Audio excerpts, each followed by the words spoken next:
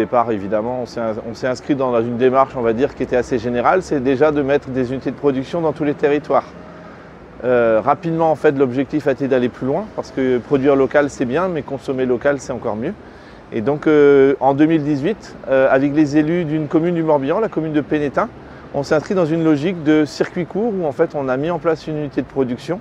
une centrale photovoltaïque sur un centre technique, et ensuite, derrière, en fait, on a valorisé l'électricité avec les entreprises de la zone d'activité. Morbihan Énergie a eu plusieurs rôles dans cette opération, tout d'abord en tant que producteur,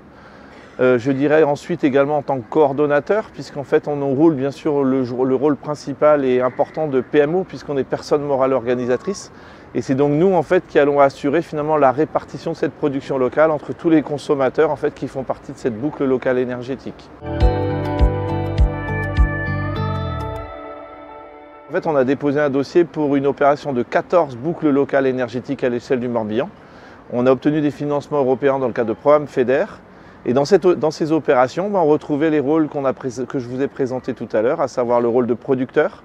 le rôle de coordonnateur et surtout ce rôle de personne morale organisatrice. Alors, ça nécessite plusieurs champs de compétences. Il y a un volet juridique qui est important parce qu'on parle beaucoup de technique quand on parle de production d'énergie renouvelable. Mais évidemment, il faut consolider juridiquement le modèle, mettre en place les conventions avec les consommateurs. Alors on a tendance même à l'appeler les consommateurs, puisque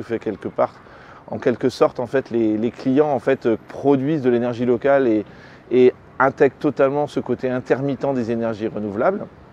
Et puis, on travaille bien évidemment avec des bureaux d'études qui vont nous accompagner pour définir en fait, ces clés de répartition entre les différents consommateurs. Et il y a un dernier volet que je ne vous ai pas cité d'ailleurs, qui est important aussi, c'est le volet administratif, la facturation, puisque bien évidemment, le particulier ou l'entreprise ou la collectivité, parce qu'on peut avoir aussi dans notre périmètre d'autoconsommateurs des collectivités, va recevoir une facture de Morbihan Énergie, et cette facture, bien évidemment, il faut être en capacité de la produire. D'abord le prix, parce que le fait de savoir que vous allez avoir une électricité qui va être à un prix constant pendant 20 ans, puisque c'est le cas,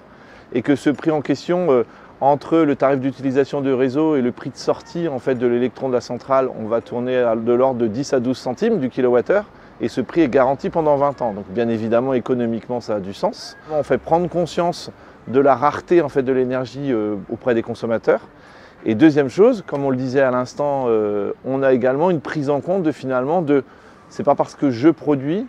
c'est pas parce que je consomme que j'ai des productions locales à ma disposition, parce que évidemment, si je suis sur la production photovoltaïque et qu'il est 22 h et que je veux pouvoir lire un livre avec la lumière, ça va être un peu compliqué. Donc c'est pour ça qu'il y a toute cette logique finalement de gestion en fait finalement production-consommation